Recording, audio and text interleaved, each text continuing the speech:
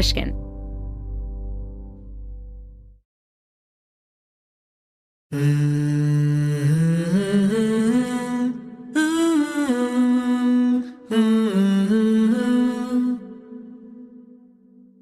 All I think about, besides my kids, are these pills. How many can I take? When can I take them? Where can I get them? How can I keep it a secret? I was a full-blown addict, and I was a full-time mom. Shortly after Laura Cathcart Robbins had her second child, she developed a crippling anxiety disorder and severe insomnia. Within a few years, she was addicted to sleeping pills. Laura was ashamed. She felt like motherhood came so much more easily to her friends. And so for years, she kept her addiction a secret, until one day she reached a breaking point. The mom that I imagined myself to be, that I needed everyone to see me as, failed. That image shattered. On today's episode, when the mask of perfection falls away. I'm Maya Shankar, and this is A Slight Change of Plans, a show about who we are and who we become in the face of a big change.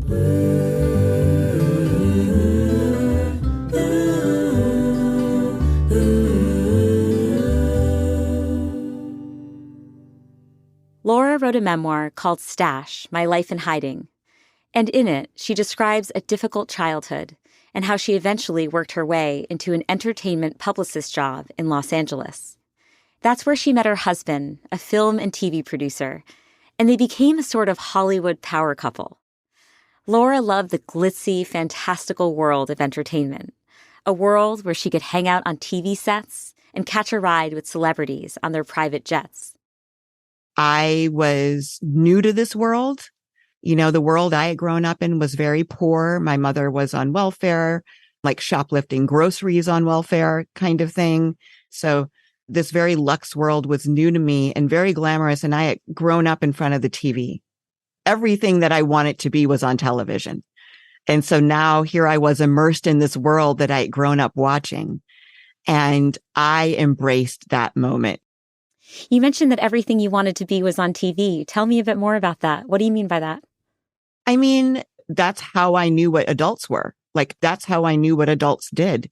Like all these different aspects of who one could be. One could be someone who worked for the city, or, you know, when the Cosby Show came along, you could be a doctor and a lawyer, even if you were Black, you know, like all these things opened up all these possibilities for me. But I also loved the shows themselves. I loved the actors. I loved the idea of the costumes and what went behind them. I was able to really enjoy both sides of it, the fantasy aspect and the reality of what it took to make the shows. And I know you had a really challenging childhood. You had a verbally abusive stepfather, and you mentioned getting swept up in the fantasy of TV. Was TV and these visions of adult life a form of escapism for you? 100%. I absolutely went there to escape from the reality of what was going on in my home, which was emotional abuse, like you said. So you're living this really glamorous Hollywood life. You and your husband are living it up. And so tell me a little bit more about what motivated you to become a mom. I don't ever remember being that child or that teenager or that young adult who was like, I want to have babies. Like, I can't wait to have babies. That was really never me. I never really took much interest in other people's children. I was not the babysitting kid. But I assumed, you know, again, going back to television, this is what happens, right? You fall in love, you get married, you have kids. So that was going to be next for me. I wasn't adverse to it. I just didn't want it. I didn't want it the way I wanted the other things, like the glamour, my career, the stability, the romance. And it, you know, I have a peer group and they were all getting married and excited about having kids, you know, and part of my deal growing up in my house was that because it was a violent home, not standing out, keeping myself small allowed me to survive in my home. And I carried that with me into adulthood. I didn't want to stand out from my peers in that way. I wanted to want the same things they wanted, or at least I wanted it to look like I did. So you mentioned the context around your stepfather and never wanting to stand out, right? Because that might come with punishment towards, verbal punishment for you. And then from what I've read, physical violence towards your mother. Were there any other factors based on how you grew up that led you to not want to stand out? I think really it all kind of stems from the way that it was in my home. And the way that I was in my home is just like, who I was authentically just rubbed him the wrong way. So I could be another version of myself, an edited version, and be okay. I certainly took that out into the world with me, right? So I learned to edit anything that either didn't blend in or make me stand out or that seemed to not be met with enthusiasm. And I was the only Black kid in my entire school for a long time. My day to day I was surrounded by all white kids. And that's another reason for me not to want to stand out. And I have an undiagnosed language-based learning disorder is what I believe. Can't do math, can't figure out numbers, never could. By the time I got to high school, I was hiding my inability, my confusion around math and the inability to even just do a simple problem.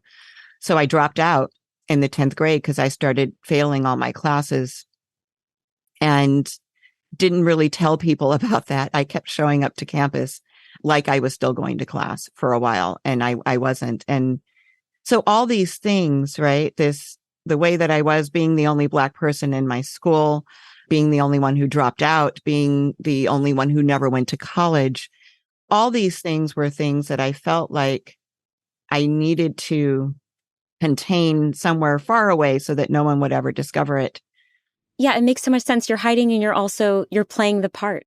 Yes. Of what you feel other people expect of you or are performing themselves. And so as we discussed, the next correct step for you was to have kids. And you ended up having 2 boys within a 2-year time frame. Laura, what was the experience like for you after your second was born? And what role did your expectations play in all of this around what you thought it was going to be like? Yeah. So, I told you all the things that I wasn't just now. I wasn't a college graduate. I wasn't a high school graduate. But because I had hustled my whole life and because I had figured things out and because I had done really well in my career, I was just going to slay motherhood. Like, for sure, that's a given. This is the next challenge. Bring it on. Like, I didn't have any experience with it, but I had been mothered and I had seen other people doing it. So I was told it was going to be hard by my peers. I was told it was going to be hard by my mom. I did not believe any of them. I just felt like I have the whole package to be able to really do great. And I was really surprised by how not great. No, I shouldn't say that I wasn't great, but how ill-equipped I felt. And especially after my second son was born, I remember that whole time period as like, I remember the first time I went under the water in the ocean and the waves were kind of moving me around and I could see like the bubbles going up. And I really was just like, I'm lost. Like I was scared, right? I remember that feeling of kind of being clobbered by it and taken under. And that's what it felt like to me. I was doing everything that I was supposed to be doing. I looked like I was okay, but I felt like I was underneath the waves getting clobbered. Being a new mom among other new moms or just other mothers I'm going to use the word humiliating. And I don't know that it's quite accurate, but that's the way it felt at times. And I needed desperately to hide my ineptness around them. I didn't know how to do what they did. I was always comparing what I was doing with them. And I felt like I was always coming up short, but I wouldn't let anybody see that. It just wasn't anything that I had imagined it would be. It really wasn't. And as I had prepared for a lot of things in my life, I wasn't prepared for this.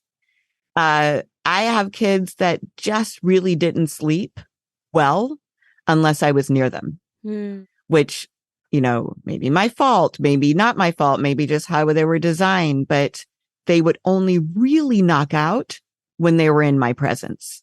So putting them to bed meant, 2 hours later, one of them starts crying, wakes the other one up, toddler comes running in, he's wet as bed. So now I have to change that. I put him in mine while I'm changing his. So maybe he can stay sedated, and he hops up and down. The other one's up.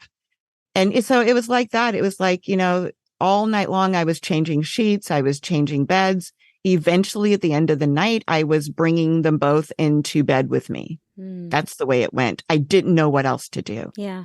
I didn't know how I was going to get the 3 hours of sleep I was going to need in order to start the day over the next day, because my husband was usually working. He was out of the house early, and he was back late. And so I was on again come 7 a.m. It wasn't like I had the day off after being up all night, basically. Yeah. It's so interesting when we think about ideals of motherhood and models of motherhood, because I still heard in the language you use culpability. You said, I have 2 kids that just didn't really sleep. And maybe it was my fault. Maybe it wasn't. And I think that's part of the challenge. And I see women especially, I think maybe parents do this across the board, but they feel this sense of moral responsibility and blame, no matter what the outcomes. And it just strikes me that it can really set everyone up for failure. It's an unreasonable goal. I heard myself say that too. And I think that fault finding, especially with parenting, it feels like everyone feels like that's their job. Yeah, like totally. They listen to what's going on with you and your kids, and then they want to be able to diagnose it, say whose fault it is, and then give you the solution, right? Yeah. And usually unsolicited. So this is another reason, and thank you for bringing that up, why I didn't let people see that I was struggling. I didn't want that invasion into what I was doing. I didn't want the unsolicited advice. I didn't want to try what worked for them. Yeah. When you had images in your mind of the perfect ideal mom, the perfect Laura in her role as mother, what did that look like to you? So it definitely looked like getting myself together before I left the house, looking like a together person when I dropped off my kids, being interested in being involved in whatever they were doing, being the type of parent that other parents could count on, being the person who had the house that everybody's kids wanted to go to, being the field trip parent, being like, those were the parents I saw and emulated. I wanted to be like them. The missing ingredient, I think, for me, because I did all that stuff, was cheerfully. I wanted to cheerfully be the mom who showed up. I wanted it to be genuine. I didn't want to just go through the motions doing that stuff, which is what I was doing. I really wanted to do it cheerfully. And that was the ingredient I couldn't figure out how to source it. Like, where does that come from when you're exhausted from the night before and you're exhausted all day long? I didn't understand. It strikes me that it's a really tall order for Laura to be telling herself, you not only need to do all these things that embody perfect motherhood, but you need to want to do all those things, right? And I'm just so curious to know, where did those high expectations come from? Like, why were you expecting this of yourself? The best I can figure is that because my ex-husband and I were this interracial power couple in Hollywood, we enjoyed this status, and I did enjoy it. I very much enjoyed it. And the status of, obviously no one's perfect, but it felt like people always said that to us. You guys are the perfect couple. You guys had the perfect marriage. You had the perfect wedding. And it was like perfect, perfect, perfect. And it just followed, to me, it tracked that I should then be the perfect mom, right? The mom who hears all these same compliments. Yes. You're the perfect mom. I wish I could be more like you. You're always here. You're always there. You're always doing this. And I did see women doing the things that I was doing before I started doing them. I was watching and observing, kind of like, this is the path for the dope moms, right? Mm. All the cool moms are on this path. The ones that are off that path aren't as well regarded. Mm. The ones who openly talked about having postpartum anything were secretly judged by small groups. I'm sure I was included in those groups. Yeah. So like things like that, I didn't want to be that. I knew what it was like. I wanted to be on that path toward being like the epitome, the cool mom. So you mentioned, by the end of the night, every night, your boys would end up in the bed with you and you were full-time caregiver at this point because your husband's either working or traveling. You ended up developing pretty debilitating insomnia. I had this anxiety that's not the typical anxiety I hear new parents talking about. I wasn't like worried they weren't breathing or worried something was going to happen to them all the time. That wasn't my worry. My worry was that they were going to need me and I wasn't going to hear them. That killed me. The idea that they would wake up and say, mommy, or cry, and I might not hear them, or they might cry for too long. So I didn't know what was going on with me, but I was on edge. I was irritable. I was anxious. I was just short-tempered with everybody. And I just wanted everybody to go away, except for my kids. And I wanted to cry, Maya, in the middle of those nights, like, the second change of sheets. Most of the time I would sit there just almost like, like dry heaving to throw up. I would be like dry crying, like just like it wouldn't come out. I was so depleted, I wouldn't even have tears. And so I saw a doctor and, I told him what was going on. And he's like, so how long has it been since you haven't slept? And I told him and he's like, okay, we got to get you sleeping first. I can't even diagnose you until we've gotten you sleeping for a little bit. And he gave me a pill that I had never heard of at the time. This was in the early 2000s called Ambien. And I took it that night. I'm sitting there waiting for this pill to take effect, hoping for sleep. And then this heat starts rising behind my eyes. And at first it's a little scary because I hadn't experienced anything like that. It feels like warm oil is just entering my body and flowing through me. It was the most incredible feeling that I've ever had. But the thing that followed was even better. Everything clicked off. The alarm bell that had been ringing in my head for 2+ years stopped ringing.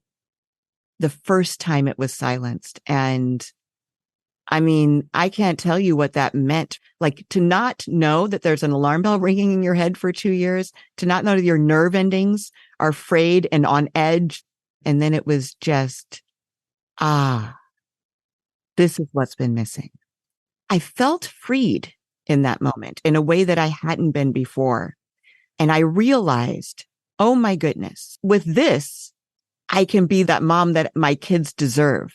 Not the one who's just going through the motions every day, doing what she needs to do.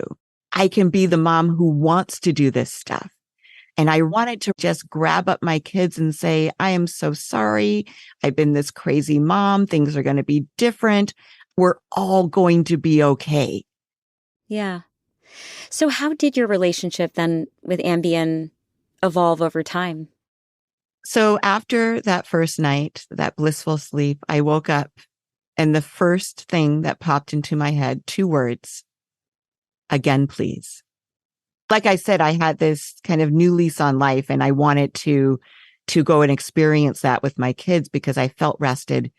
And, for anybody, insomnia or not, when you have a good night's sleep, oh yeah, feeling of being rested and ready to tackle the day is like, if we could bottle that, put in a little pill. No, but it's just the best feeling. So I had that feeling. I didn't feel like I needed to take another one right away. But I wanted to, but I didn't feel like I needed to. And at that point where I was in my addiction, I think that my ability to distinguish between need and want was clear. Like I didn't run through a bottle really quickly, not until the second year when I was taking them every night. as things progressed, it was like not just one to get to sleep, but 1.5. And then 1/2 in the middle of the night when I woke up, because the wake up was now inevitable. The Ambien just didn't do what it did to me earlier when I first started taking it. So this progresses over the years. And then approximately 6 years later, I am taking them every night. I'm taking them in the middle of the night when I wake up.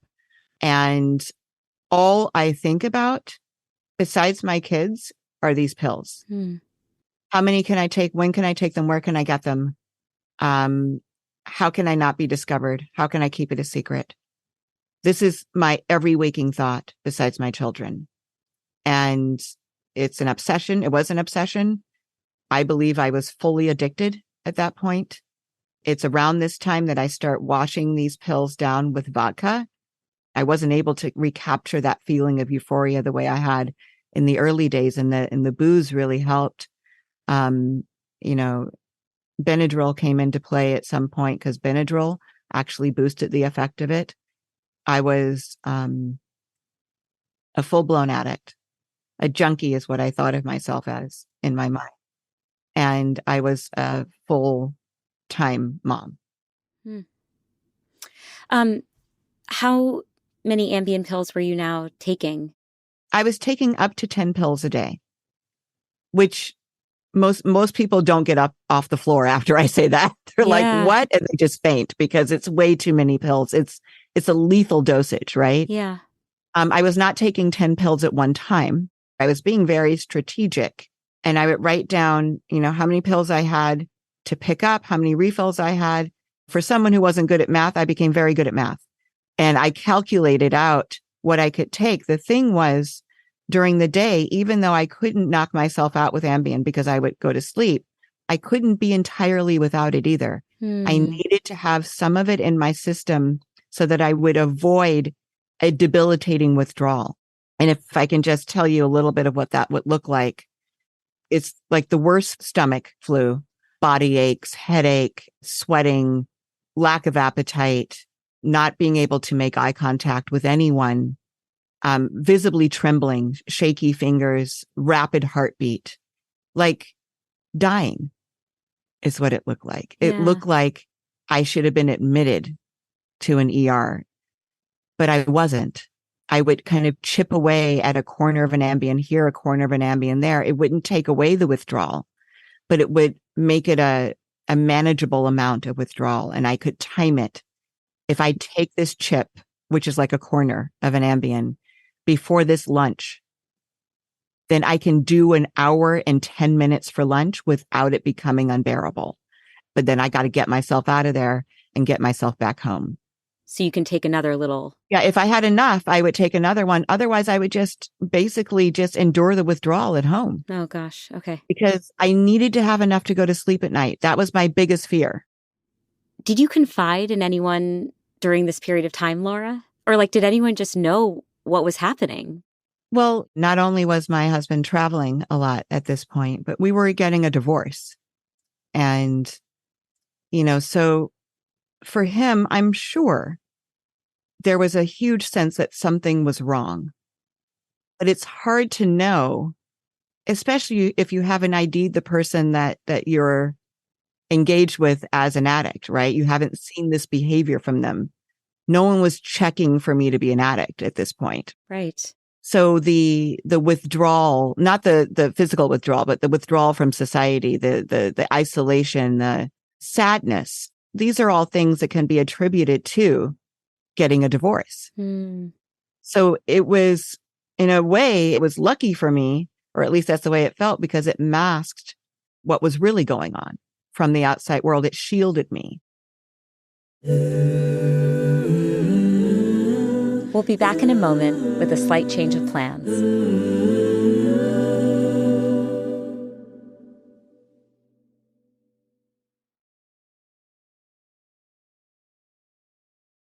At the peak of Laura's Ambien addiction, she was taking 10 times the recommended dose.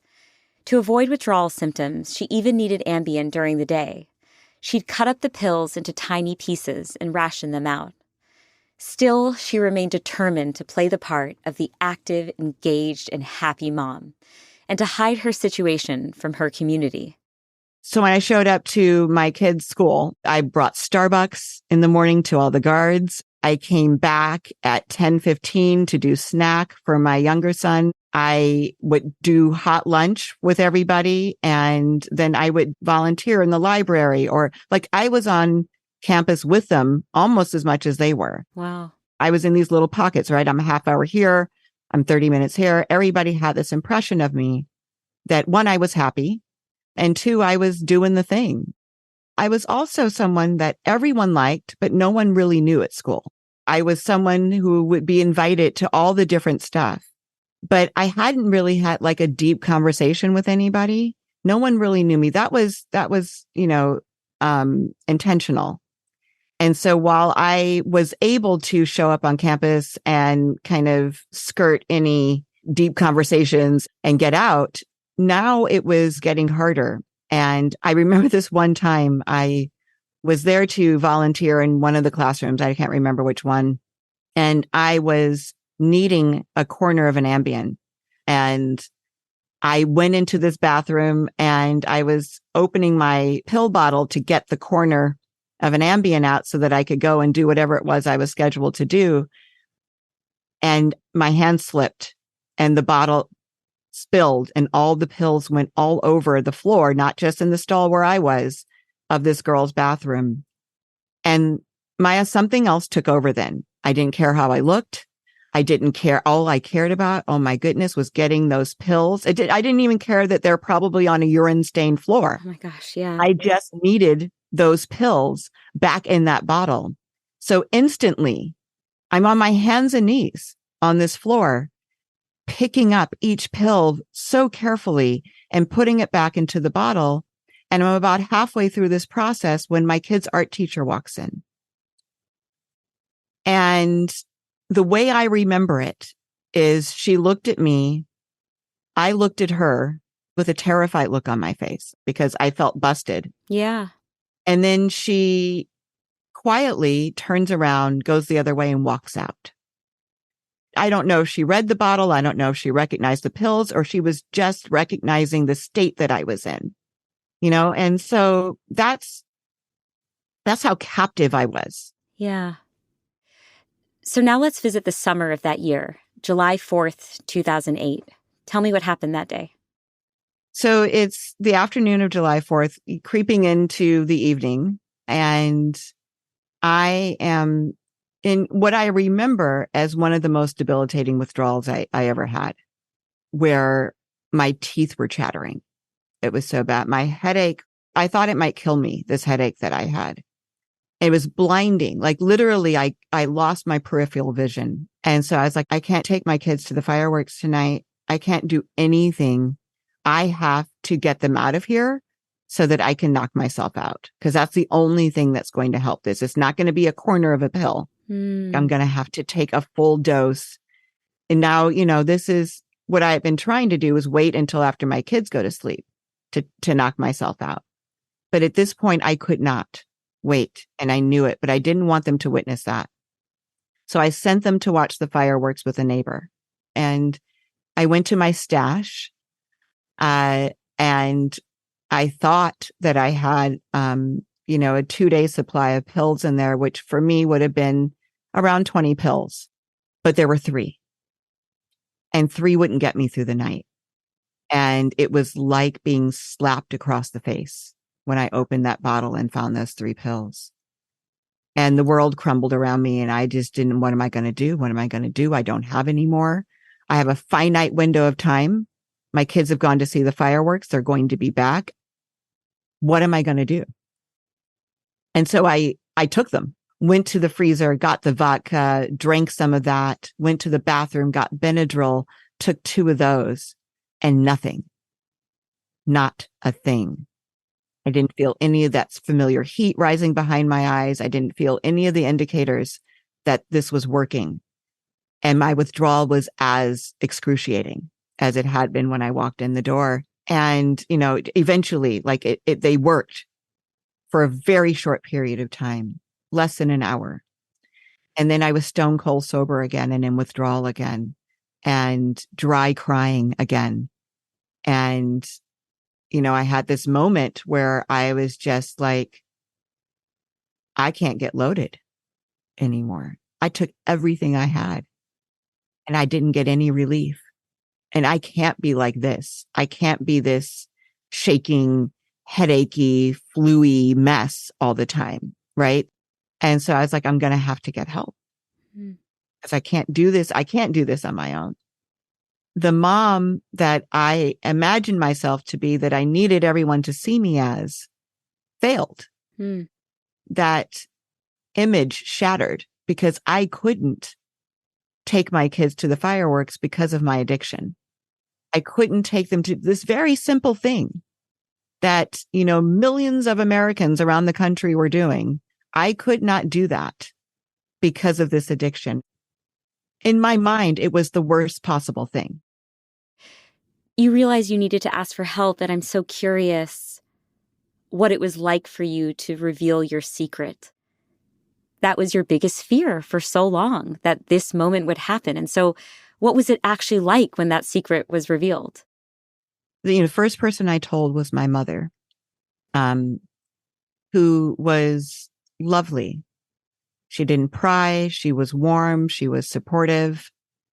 And I hung up the phone feeling like I just wanted the earth to swallow me. I couldn't believe that I had said it out loud. And that's the thing with addicts is we want to leave that back door open, right? Oh, maybe it wasn't so bad. If I don't tell anybody, then maybe it's not so bad. I can still believe that lie. Yeah. But once I've confessed to somebody, that back door shuts and locks. I don't have anywhere else to go.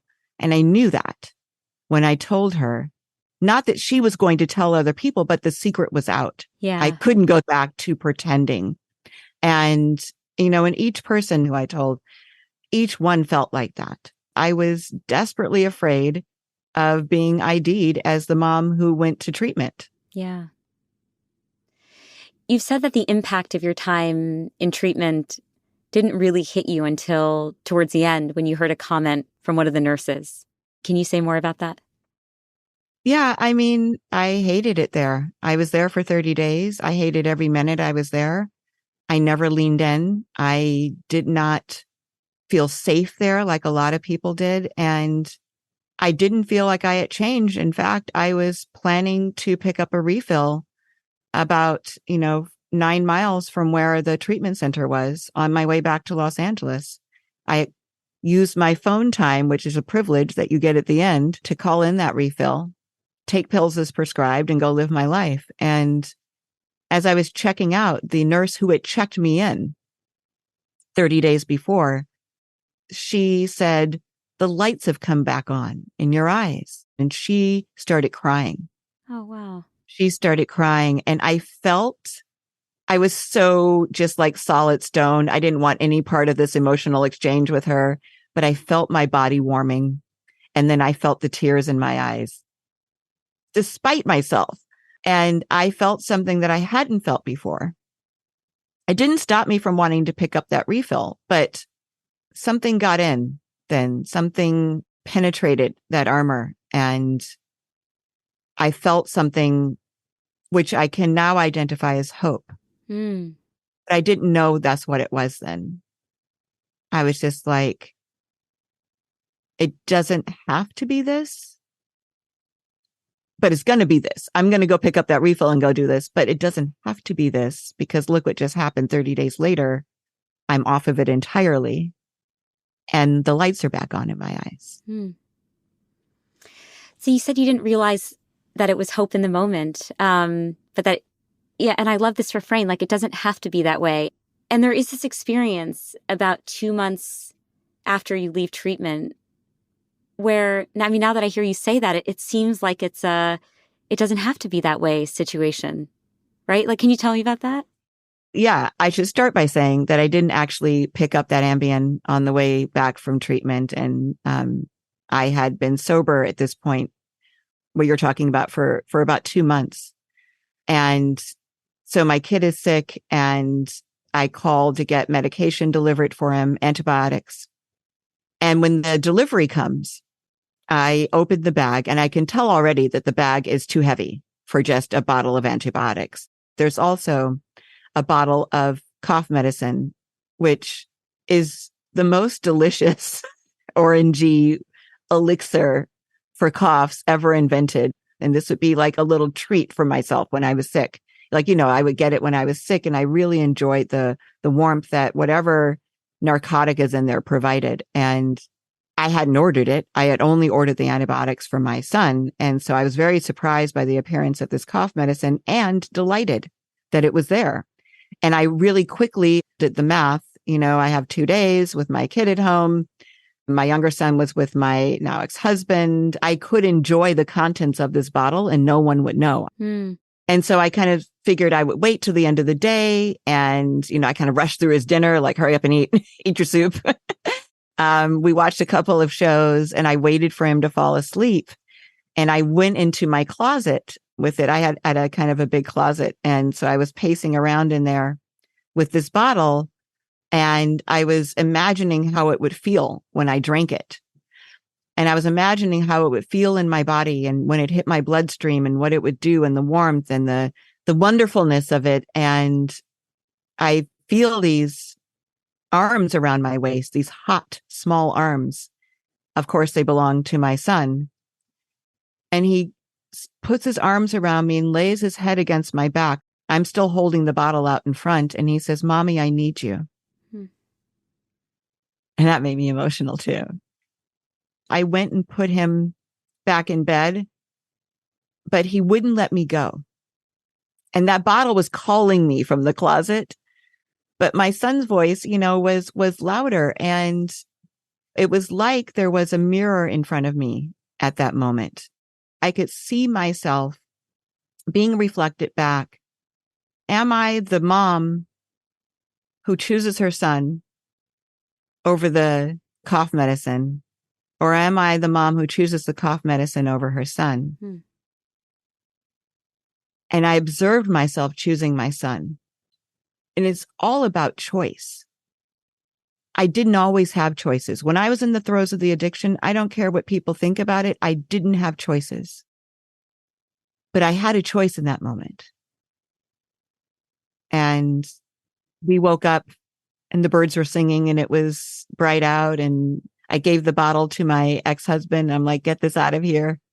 I can't have it in the house." I couldn't go through another night like that. Yeah. Do that back and forth. So he was kind of like, "Okay," but he took it. And that was truly the last temptation I had. You've now been 15 years sober, Laura, and I'm curious to know how this experience has changed how you think about ideal motherhood and how you carry that label. It's changed everything about the way that I view myself as a mother, as a person, everything. Because I had never been completely honest about everything. I had always told some truths, but there were always versions of the truth. And in the 12-step recovery that I chose, one of the suggestions is that the first principle is honesty.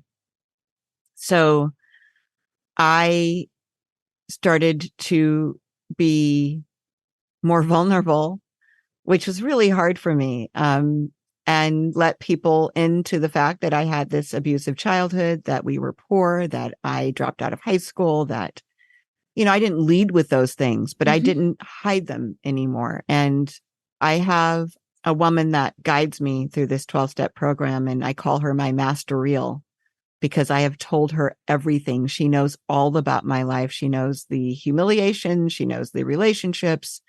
She knows where I was dishonest, and she knows about the harms that I've done to others and myself. And there's just no flinching away from those things for me anymore. I can't sugarcoat them. The way I was living before, even before the addiction, was terrifying because I had all these secrets that I was afraid that everybody was going to find out, and I was going to be exposed in this way and either be cast aside or cast out. That was my thinking. And I didn't think I had any fears when I came in. I really didn't. I didn't have my finger on the pulse of any of them. And once I was able to enjoy sobriety a little bit, there's a freedom there. where I'm able to think in my best interest and in the best interest of others. It's a much different way than what can I get away with or what can I present myself as. I love that freedom that I have in sobriety of not having to hide anything. Yeah. What has it been like sharing your story with people after so many years of those secrets feeling threatening? When I was a mom, I'm looking around and I'm thinking they were all given the manual and I wasn't given the manual. Like, what did I miss so that everybody knows how to do this except for me? And now I realize these women didn't get the manual either. They were running around, watching what everybody else did and trying to imitate. They were keeping secrets the same way that I was, hiding their quote unquote ineptitude because they didn't want it to be revealed that there was stuff they just didn't know how to do, or worse, couldn't handle. Mm-hmm. And so in hearing my story, they felt like they could share theirs too, which, that's the best thing ever. That's why you tell a story, right?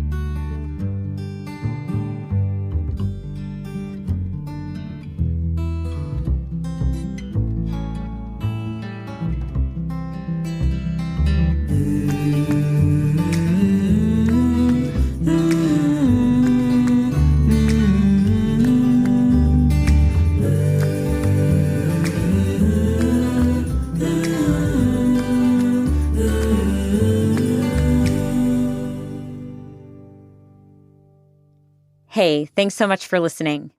If you enjoyed my conversation with Laura, you might also like my episode with musician Jason Isbell.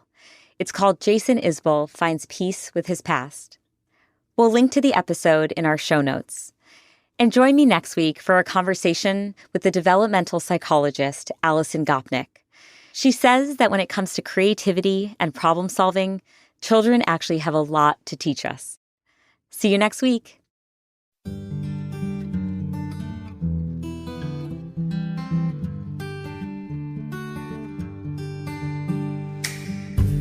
A Slight Change of Plans is created, written, and executive produced by me, Maya Shankar.